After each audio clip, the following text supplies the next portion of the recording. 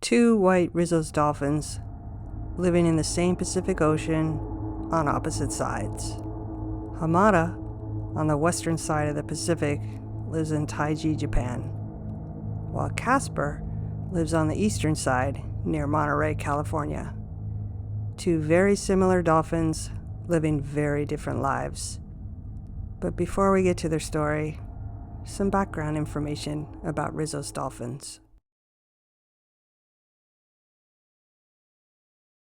A Risso's dolphin was the first marine mammal to be given legal protection. In 1904, in New Zealand, a Risso's called Pelorus jack was granted full protection by the Sea Fisheries Act. Legend has it that Pelorus jack escorted ships safely through the treacherous French Pass. French Pass is notorious for its strong currents and dangerous rock formations. No shipwrecks occurred when Pelorus jack was present. In 1904, someone on the SS Penguin shot at Pelorus jack with a rifle. Despite the shooting, Pelorus jack continued to help ships. But according to folklore, he no longer escorted the SS Penguin, which shipwrecked in 1909. The shooting incident led to legal protection for Pelorus jack, the first marine mammal protected by law. When you think of a dolphin, you probably picture a bottlenose dolphin, identified by the gray, streamlined body and the tapered, pointed beak or rostrum, loved by many around the world and the poster child for dolphins. The bottlenose is the most recognized species of dolphin. However, there are 38 species of dolphins living in the ocean. One of these is the very unique Risso's dolphin. The only member of the genus Grampus, they're about the same size as the bottlenose, but their body shape is much more robust. The biggest difference can be seen by comparing heads. While the bottlenose head is streamlined and tapered, the Risso's head is round and bulbous. It has a distinct vertical crease on its face. That face, once you see a Risso's face, you can't forget it. All dolphins have teeth that are used for grasping their prey, but not for chewing. Dolphins swallow their prey whole. While most dolphins have many teeth, the bottlenose has between 72 and 116 teeth. Risso's are very unique in that they only have 2 to 7 pairs of teeth, and only on their lower jaw. They are used to catch and hold their favorite prey, squid, along with small fish, octopus, and cuttlefish. Hi, my name is Tracy Sugo. I'm part of the Dolphin Project team, and I'm a marine mammal naturalist. Risso's dolphins are a very unique species. There's no other dolphin that looks quite like they do. When they're born, Risso's dolphins are gray, but as they grow older, they become more and more white. And this whiteness comes from the scars that they accumulate. These scars come from their primary prey, which is squid, as well as from social interactions they have with each other. While Risso's don't usually approach boats and bow ride like many other dolphin species, they're very active at the surface. They often entertain whale watchers by breaching, head slapping, and tail slapping.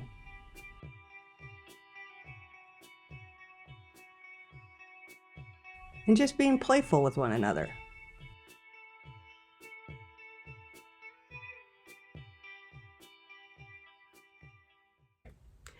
Much like us and much like other dolphins, Risso's are highly intelligent and highly social. In the wild, they're found in groups or pods that can range from 3 individuals to 50 individuals. Sometimes these pods will join together to form one big supergroup of hundreds or even thousands of dolphins.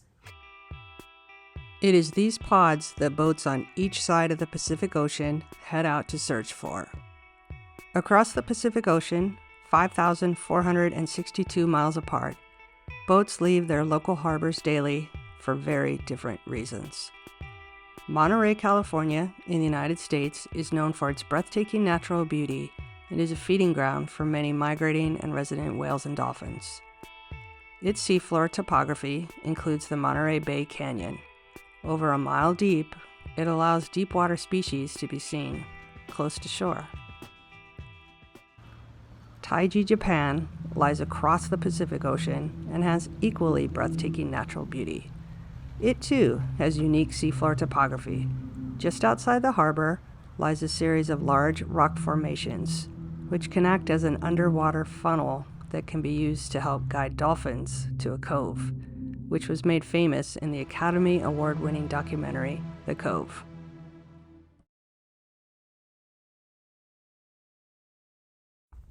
Risso'sdolphins' social structure is made up of stratified groups, which means that dolphins of about the same age and the same sex tend to hang out together.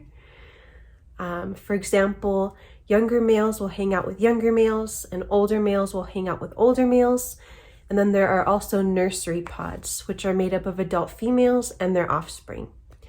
And in nursery pods, it's thought that these mothers and other adult females will kind of take turns looking after their young while they go off to hunt or take a break or do whatever they do. Mothers and calves group together.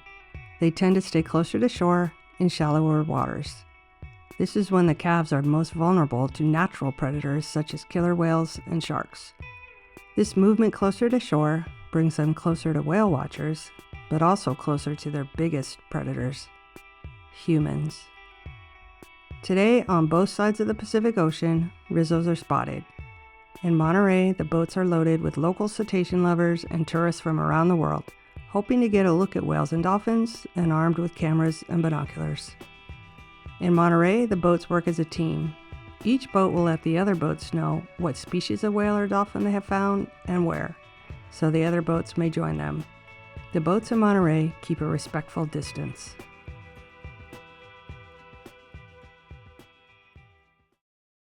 In Taiji, Risso's dolphins have been found as well. This is a special kind of pod. It is a nursery pod. It's a group of mothers with their calves working together to take care of each other. Rissos have been known to babysit each other's calves so that the mothers can search for food. Unfortunately, this pod has been intercepted by the dolphin hunters. Each boat has a crew of 2 local fishermen armed with high-powered binoculars, 2 long banger poles, and a hammer. They too work as a team. The first boat that spots the dolphins immediately lets the others know. The other boats rush over and line up behind the dolphins in what is called a formation. They then lower the banger poles into the water and start banging on them with the hammer, creating a wall of sound. As the acoustically sensitive dolphins try to swim away from the sound, the hunters work together to push the dolphins towards the cove.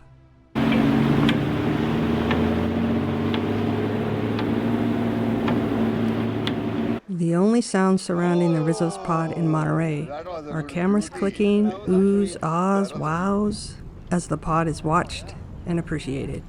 They breach, they tail slap, they just seem to enjoy being Risso's dolphins. They have nothing to fear from these people. They are safe. They will be watched for a while, then left to go their way, unlike the Risso's pod in Taiji.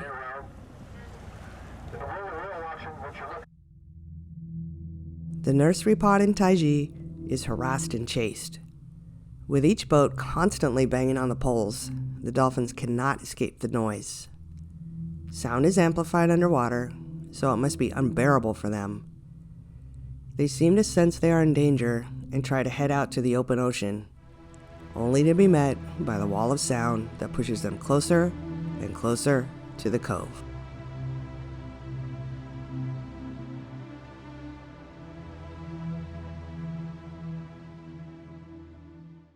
Meanwhile, in Monterey, the dolphin watchers are treated to a special sight. There is a very young Risso's calf in this pod, still sporting its fetal folds, creases in its skin caused by being folded up in its mother's uterus. They will disappear in a few months. This Risso's calf, like all cetaceans in United States waters, is protected by the Marine Mammal Protection Act. Although still facing dangers from natural predators, entanglement, and polluted water, this Risso's calf has a good chance of living a long life with its pod. Hi, my name is Colleen. I'm a marine biologist with Monterey Bay Whale Watch, located here in Monterey, California. love to see baby Risso's dolphins, so we also see nursery groups often, and everyone loves to see the baby Rissos, and they stay in those nursery groups for long periods of time with their moms and sometimes their aunts and other extended family members. The nursery pod in Taiji, panicked and exhausted, continues to be pushed closer and closer to the cove.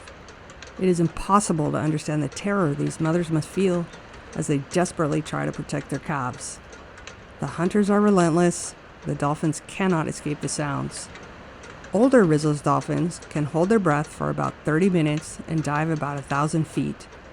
Rissos battle the hunters and sometimes escape by diving deep and swimming under the sounds and back out to the open ocean. But this pod is different. The young calves cannot yet hold their breath that long, nor dive that deep. They must surface more often to breathe, making them easier for the hunters to see and drive to the cove. The mothers would never abandon their calves, as the bond between mother and calf is very strong.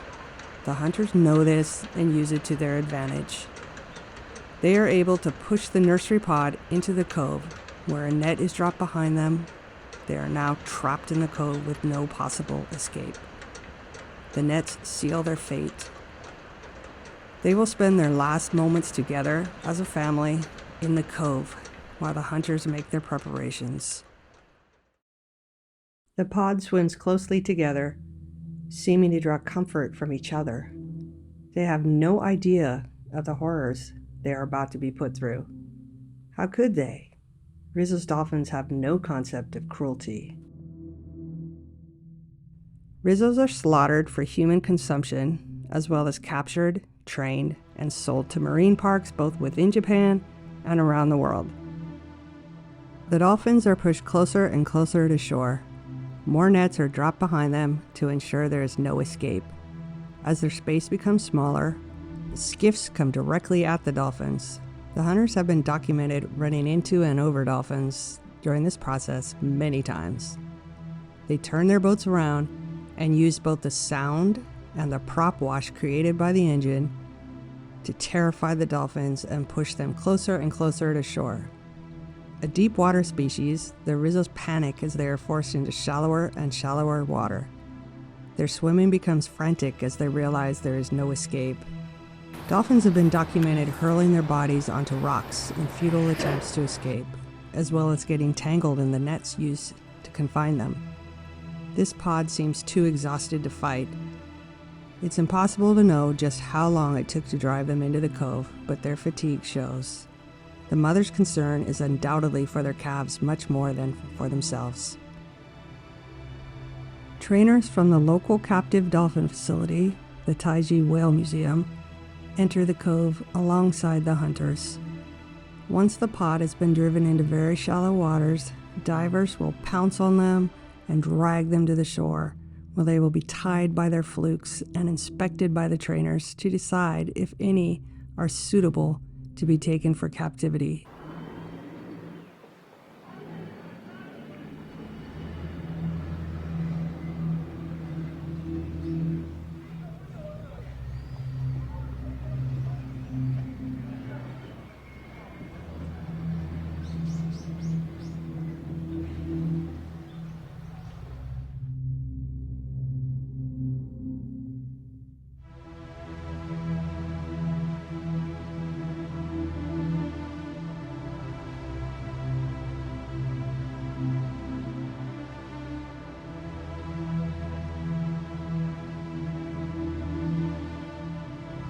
Today, they decide to take none. They leave the cove, they leave the dolphins they allegedly love, behind, knowing exactly what their fate is, to be brutally slaughtered. A skiff is seen leaving the cove with slings tied to its sides. Inside each sling is a Risso's dolphin calf. The calves are being carried away from their mothers, away from the cove, back out to the open ocean. Their bodies are so small, they won't provide much meat, and the hunters don't want them to count against their quota. The calves struggle as they are taken out to sea, while the mothers are left behind, tied up, awaiting their fate. It is impossible to understand the pain these intelligent, sentient mothers must feel, having their calves torn away from them while being tied up and unable to help them. And it is impossible to understand the fear and terror these calves must feel as they are wrestled away from their mothers, forced into slings, carried out to sea, alone, with no adults. Dolphin calves are dependent on their mothers for 12 to 18 months, so chances for survival for these 8 Risso's calves is minimal.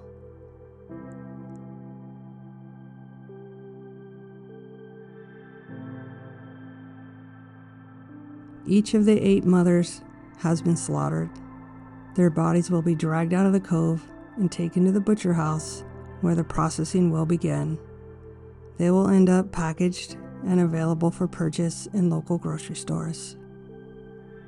The hunters know they are being filmed daily by activists raising global awareness about these dolphin drive hunts. They cover up as much as they can from the cameras. The slaughters take place under a system of tarps, and the bodies are covered up as they are dragged out from under the tarps and dragged to the butcher house.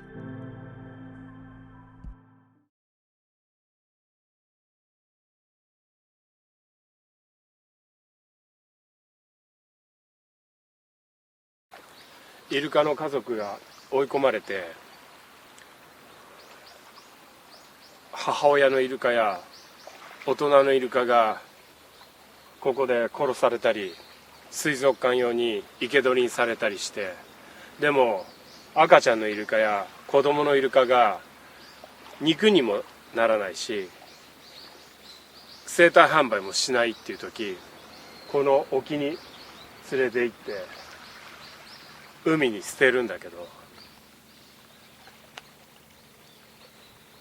イルカは哺乳類なので母親や家族がいないと生きていけません。例えば人間が山に置き去りになって、赤ちゃんが山に置き去りになってどうなるか考えてみたら、自分が子供の時に、赤ちゃんの時に山に置き去りになってどうなるか考えたら分かると思います。お母さんお母さん探しながら、母親やお母さんを探しながらずっと歩き回って、最後疲れて座り込んだり倒れたりして、そこで死ぬと思います。イルカも同じで、こんなに広い海に捨てられて、母親や家族がいなくて、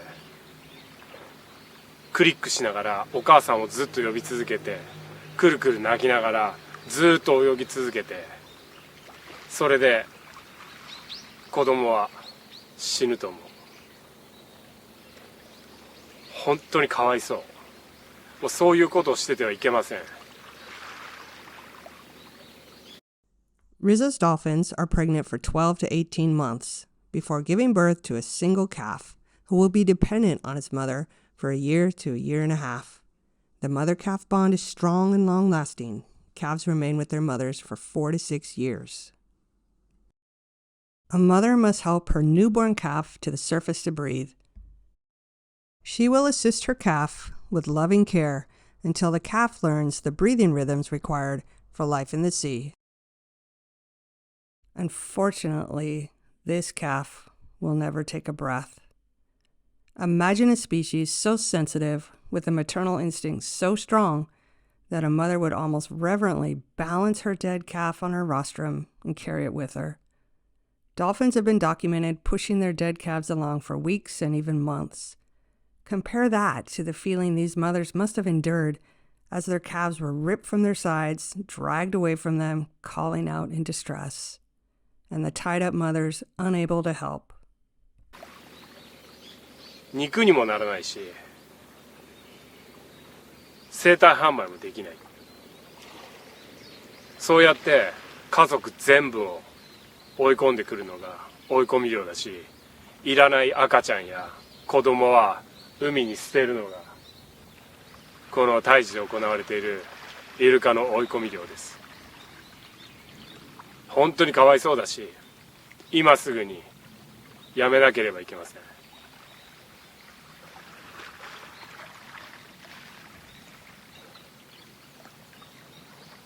What a difference those 5,462 miles make. Near Monterey, this calf is safe by its mother's side. Across the Pacific, near Taiji, this calf is not. Risso'sdolphins. Dolphin is a very, very small baby. Oh no. 日本の皆さん、ご覧いただいているのが、大衆のイルカ漁です。This tiny calf, probably only weeks old, is taken under the tarps to be slaughtered. The hunters claim they only dump calves that are old enough to survive on their own back in the ocean. The tiny calf obviously could not survive on its own, so it was slaughtered. But it was decided that these two could.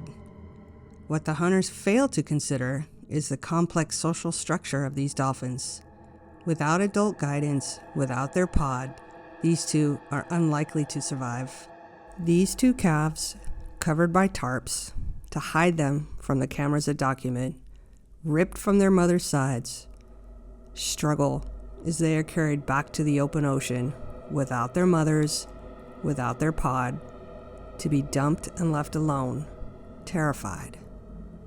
They will call out for their mothers who cannot answer their calls. Although there is no way to know their fate, they will most likely fall victim to predation or slowly and painfully starve to death. Although the hope is that they will find another pod who will adopt them. Cetaceans have been known to adopt orphan calves, even of other species. We could learn a lot from these animals.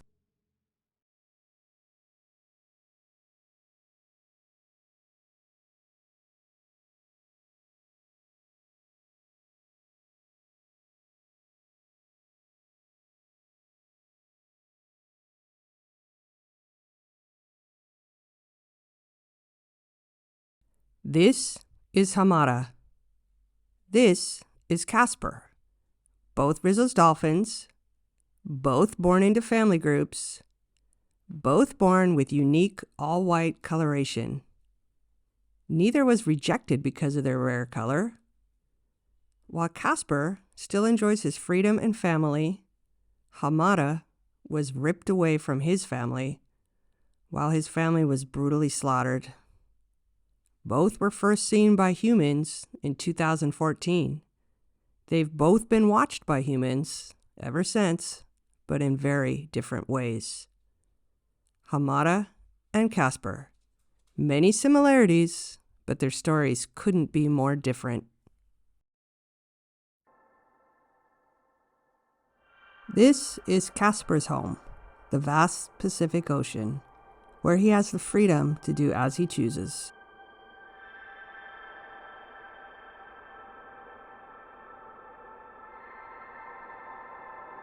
This is Hamada's home, the Taiji Whale Museum. The Taiji Whale Museum opened in 1969. The plan was to highlight the history of whaling and also to display local species of dolphins. It was this original demand for pilot whales to display that started the now infamous drive hunts.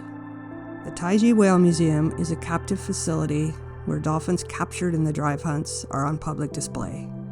Some are in shows, some are in a lagoon begging for fish handouts from visitors, while others are trained and then sold and transported around the world. Taiji is one of the biggest players in the captive dolphin trade. Sadly, while the rest of Hamada's family was slaughtered, because of his unique coloration, Hamada was taken for a life in captivity. He spent the first few years in a small tank where he had nothing to do but swim in endless circles or float at the top of his tank. He was the only Risso's in the tank. During visits to document both numbers of captive dolphins as well as their conditions, activists would often play with Hamada, trying to give him some sort of stimulation. One day, Hamada was seen repeatedly ramming his head into the concrete wall, most likely caused by the frustration and stress of living in captivity. Not long after that, he was moved to a sea pen outside, where he continues to languish.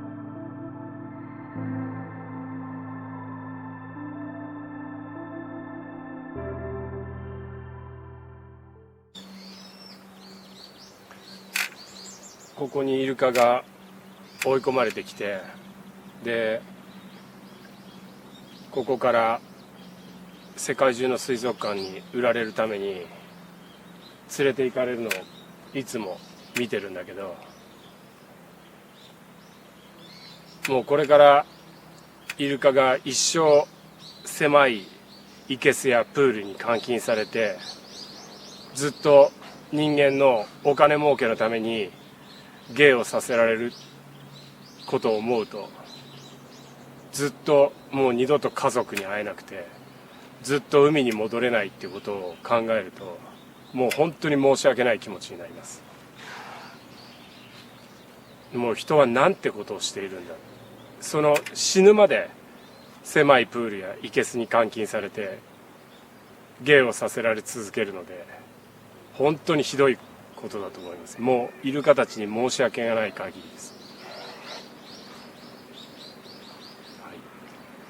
This is Casper, wild and free, with his pod, living the life he was meant to live.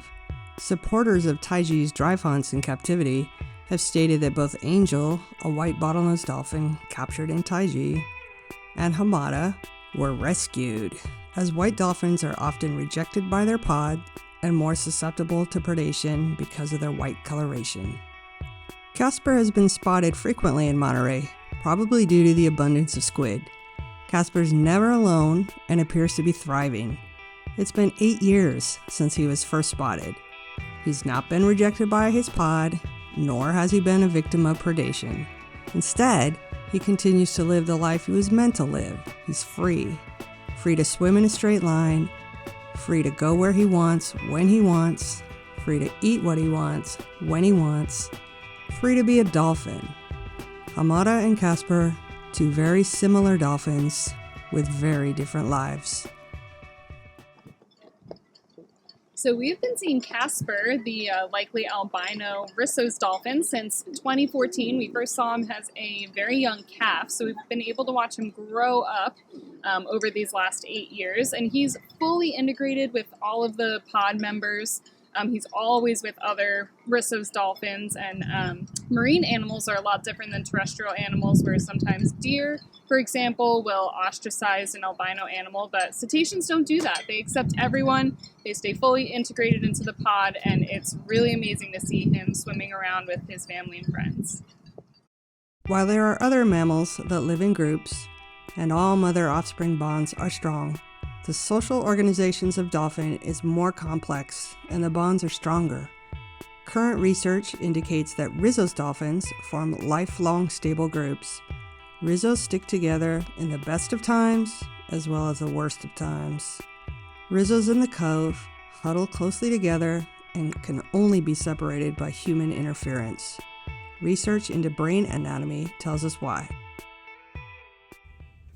Risso's dolphins have also been found to have spindle neurons, suggesting complex social and cognitive abilities. Spindle neurons are specialized brain cells that are also found in humans. And in fact, it was once thought that these spindle neurons were what made humans human. But they have been found in a couple different dolphin and whale species, as well as some of the great apes and in elephants. Spindle neurons allow us to feel love, as well as to suffer emotionally, and Risso's dolphins have as many as 3 times the number of spindle neurons as we do. What right do we have to take away the most important things to these intelligent, sentient animals? To pry them away from their families and deny them their freedom? To force them to entertain us? Yet this industry is alive and well, not just in Japan, but in many countries around the world.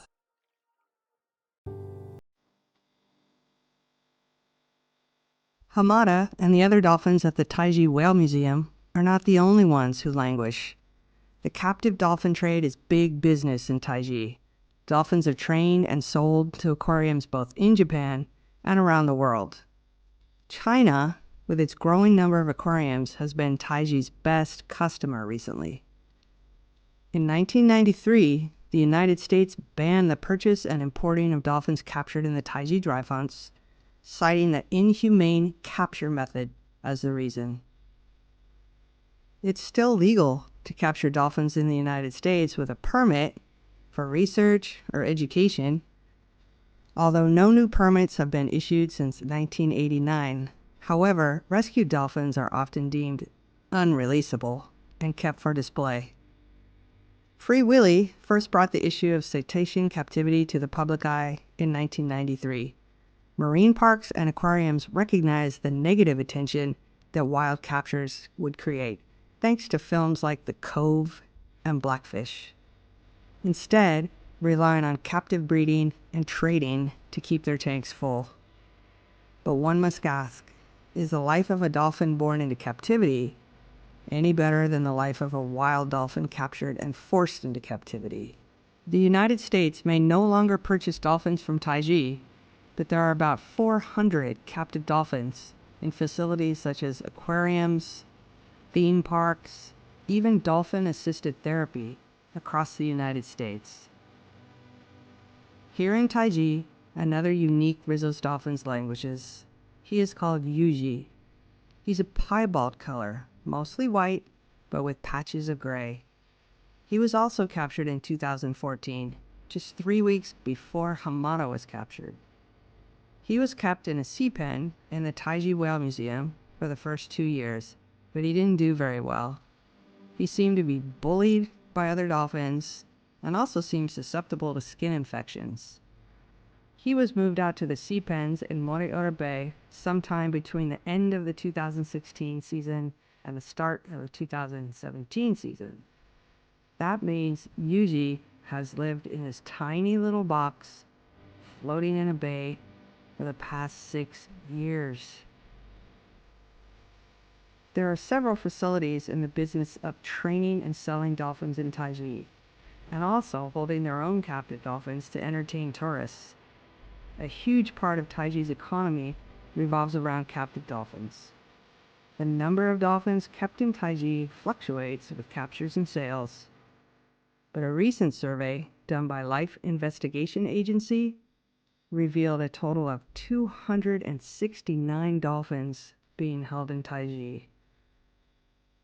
As Dolphin Project founder Rick O'Berry says, it is a dolphin's birthright to swim in a straight line.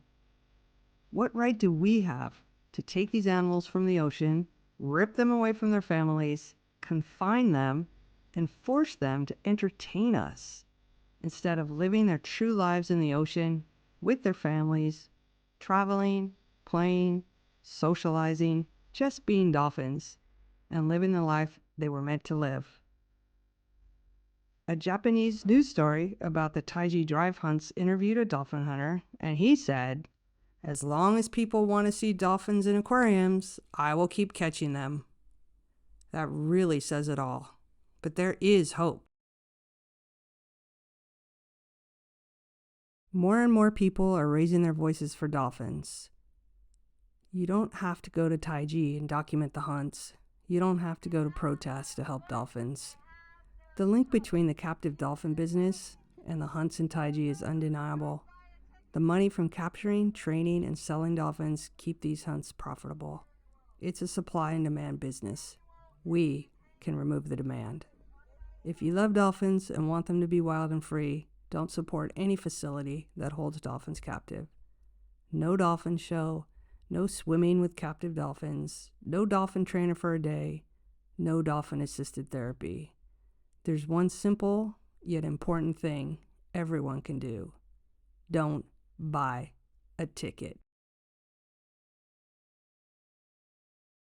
It seems overly simplistic to say, don't buy a ticket for a dolphin show and the problem will go away.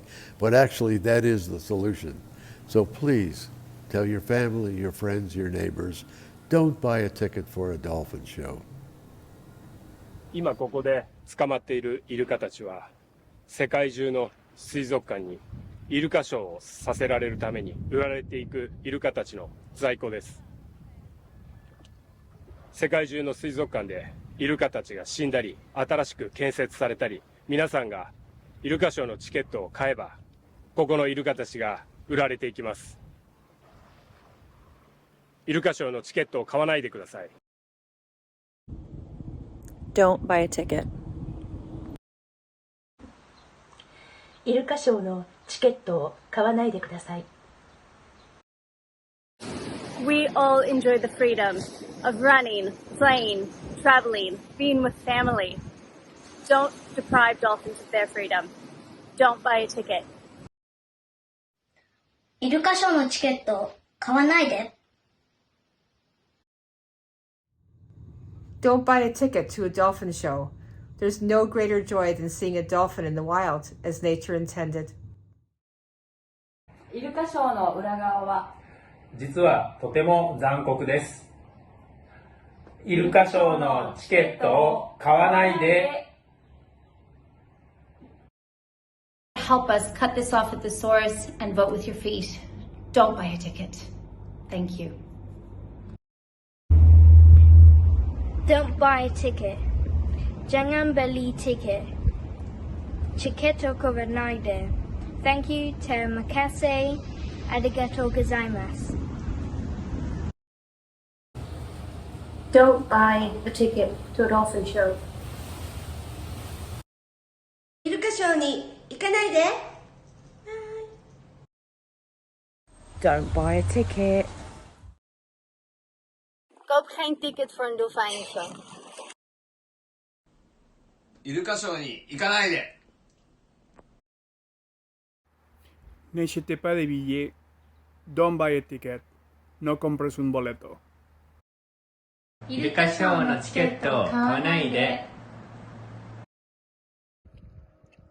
Jangan beli tiket untuk dolphin show.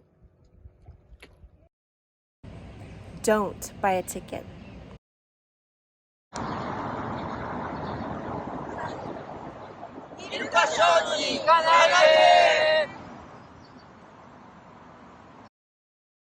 Don't buy a ticket. Koop geen ticket voor de dolfijnenshow. Don't buy a ticket to a dolphin show. Come out in the wild and see them in their natural habitat. ドルフィンフリーダムファイターズです。イルカショーのチケットを買わないでください。